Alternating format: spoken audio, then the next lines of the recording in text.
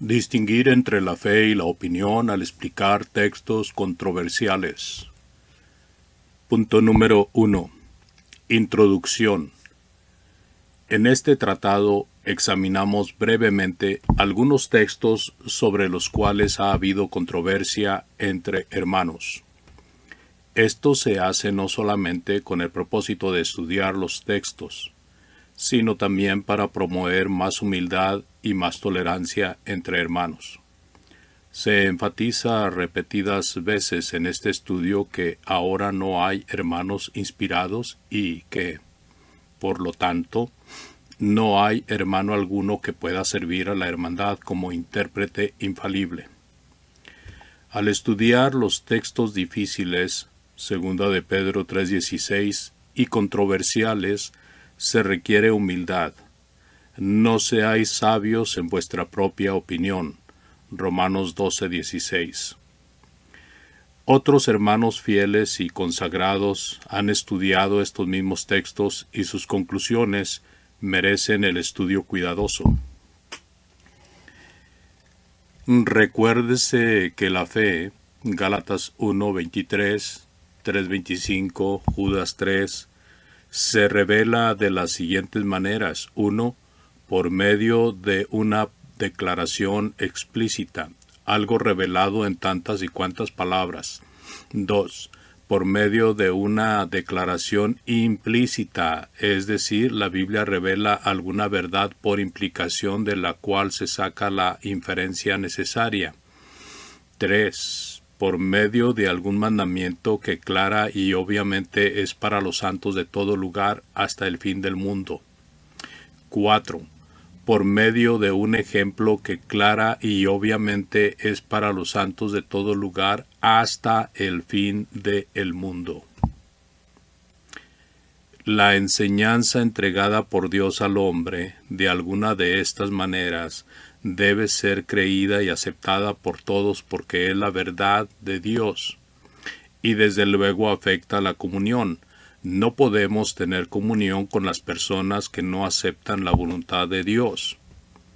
Sin embargo, si no estamos plenamente persuadidos de que cierta creencia con respecto a cierto tema o texto controversial es enseñada por la Biblia, de esta manera, por declaración explícita o implícita, o por mandamiento, o por ejemplo, aprobado, y si no estamos dispuestos a afirmar que tal creencia o práctica es cuestión que afecta a la comunión, por ejemplo, como el bautismo, partir el pan cada domingo, no usar instrumentos de música, etc., entonces debe clasificarse como opinión y no debe afectar la comunión y no se debe menospreciar o juzgar el uno al otro, etc. Si se afirma que alguna cuestión, creencia o práctica si afecta la comunión, entonces tómese en cuenta que esto significa división. Desde luego, si no hay comunión, hay división. Todo hermano debe clasificar sus creencias de esta manera. ¿Se incluye tal o cual creencia en la fe? ¿O se debe clasificar como opinión? Si se clasifica alguna creencia como parte de la fe, al igual que el bautismo, la cena, la ofrenda, la autonomía de cada iglesia, etc., entonces esa creencia necesariamente resultará en división, si algunos no la aceptan. Para ilustrar este punto, considérese lo serio de la cuestión del divorcio y segundas nupcias. Algunos suponen que las diferentes creencias con respecto a este tema son opiniones y que no deben afectar la comunión, pero la enseñanza de que el fornicario repudiado queda libre para volverse a casar no es una opinión, sino que es el rechazamiento de la enseñanza de Mateo 5:32 y 19:9. Otra creencia semejante es que los del mundo no son responsables ante la ley de Cristo, que los que se divorcian y vuelven a casarse antes del bautismo se pueden bautizar y quedarse con su segundo cónyuge. La consecuencia de estas doctrinas falsas es que todos los divorciados pueden volverse a casar. Tales enseñanzas no se pueden clasificar como opiniones porque son perversiones de la ley de Cristo y los que enseñan tales errores son falsos maestros. No puede haber comunión con falsos maestros. Romanos 16, 17. Pero algunos enseñan que el matrimonio mixto se prohíbe. ¿Es opinión o es como el bautismo y la cena, que son enseñanzas integrales de la fe? Si no es una opinión, entonces sí afecta la comunión y resulta en división. Es necesario que se examine toda creencia y práctica para clasificarla como una doctrina que se incluye en la fe o como opinión. El error divide, por lo tanto, si alguna enseñanza o práctica es de la fe, los que no la aceptan están errados y no puede haber comunión con ellos e ineludiblemente habrá división. No conviene dejar cuestión alguna en el limbo, en duda, en cuanto a su clasificación como opinión o parte integral de la fe. Conviene que toda creencia y práctica se clasifique. ¿Es de la fe o es de opinión? Si es de la fe, tiene que enseñarse y defenderse a toda costa, aunque el resultado sea división. Si no es de la fe y es solamente una opinión, entonces no debe causar división. Obviamente, muchos hermanos no quieren clasificar sus creencias y prácticas o quieren la división, pero persisten en enseñar sus opiniones como si fueran de la fe. Y el resultado es la desaveniencia en la iglesia por causa de algunas cuestiones no bien definidas. Existe una especie de media comunión entre hermanos. No se reciben bien, hay murmuración contra ellos, se consideran liberales, etc. Se puede decir que tales personas no se reciben como hermanos en el sentido bíblico, sino más o menos como hermanastros, porque no hay plena comunión entre ellos. Existen desacuerdos, pero no quieren apartarse formalmente los unos de los otros. El caso es como el de las naciones que pelean todo el tiempo sin declarar estado de guerra. El Nuevo Testamento no habla de media comunión. Punto número 2. Textos controversiales. Mateo 5, 33 al 37.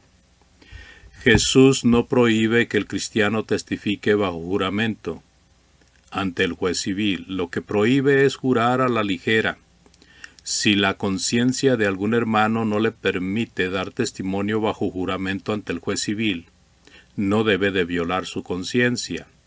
Y nadie debe menospreciarle por esta causa, pero tal hermano no debe prohibir que otros lo hagan.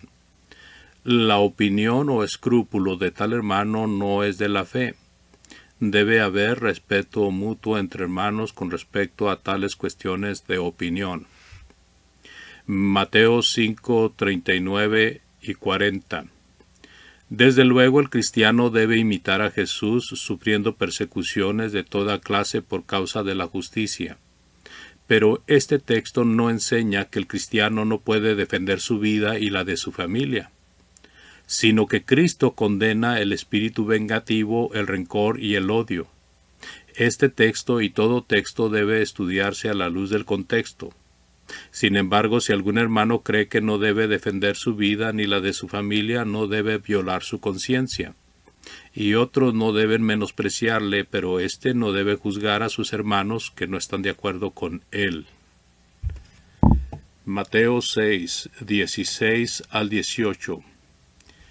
Este texto no enseña que los discípulos de Cristo debieran ayunar, sino que regula una práctica común entre los judíos. Sin embargo, si algún miembro de la Iglesia cree que debe ayunar como acto de devoción al Señor, no debe violar su conciencia, y si los hermanos se dan cuenta de ello, No deben menospreciarle, pero no conviene que se imponga esta práctica como ley en la Iglesia. No es parte de la fe, sino una opinión. Mateo 19:9. El que repudia a su mujer, no por causa de fornicación y se casa con otra, adultera. Pero el que repudia a su cónyuge por causa de fornicación y se casa otra vez, no peca. Sin embargo, si algún hermano repudia a su mujer por causa de la fornicación y su conciencia prohíbe que se case otra vez, es cosa de él. Los hermanos no deben menospreciarle por su creencia, pero tampoco debe juzgar a los que no están de acuerdo con él. Advertencia. Algunos hermanos creen que el fornicario repudiado puede volverse a casar, y cuando denunciamos este error, nos dicen que es cuestión de opinión. En esto están muy equivocados, porque tal doctrina permite que todos los divorciados se vuelvan a casar. Imagínese. Mateo 26, 26 al 28.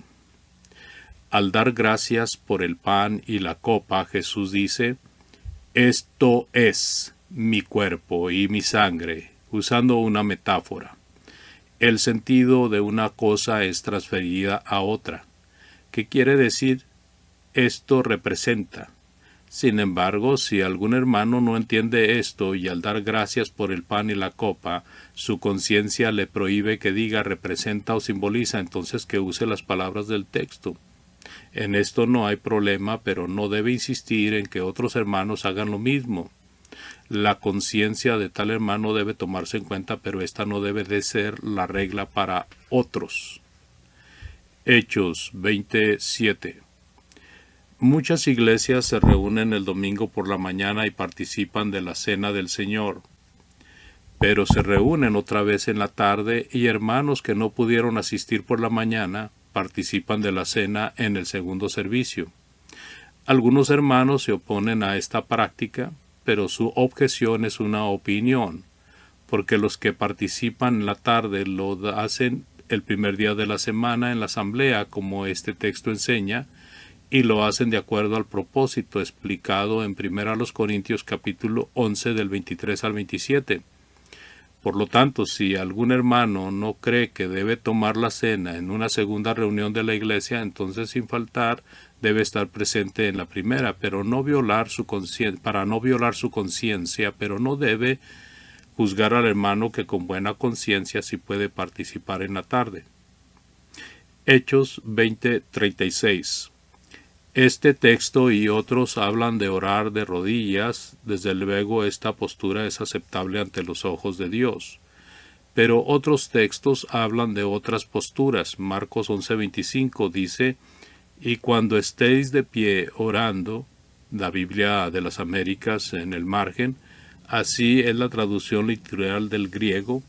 Sin embargo, si algún hermano cree que siempre debe orar de rodillas, debe hacerlo para no violar su conciencia, y los otros hermanos no deben menospreciarle cuando lo hace, pero tampoco debe de juzgar a los demás, que no creen que el orar de rodillas es la única postura aceptable en la oración.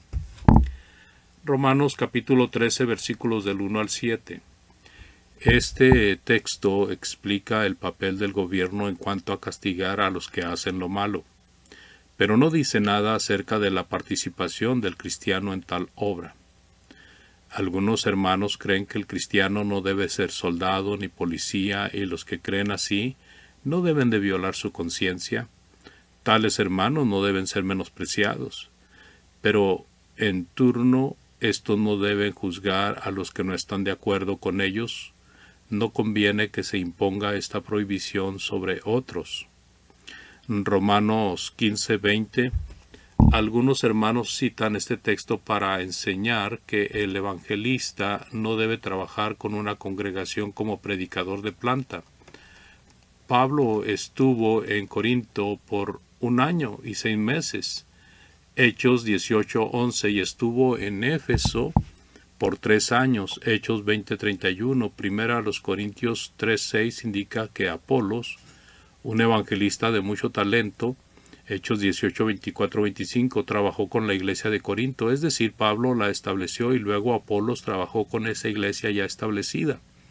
1 Timoteo 4, 6, si esto enseñas a los hermanos, serás ministro bueno de Jesucristo, así es que muchos textos autorizan la obra del predicador de planta. Sin embargo, si algún hermano no quiere ser predicador de planta, es cosa de él. Muchísimos hermanos que predican trabajan en lo secular para sostenerse, Hechos 18:3, y tal vez algunos lo hacen porque así dicta su conciencia. Además, si alguna congregación no quiere tener predicador de planta, es cosa de ella.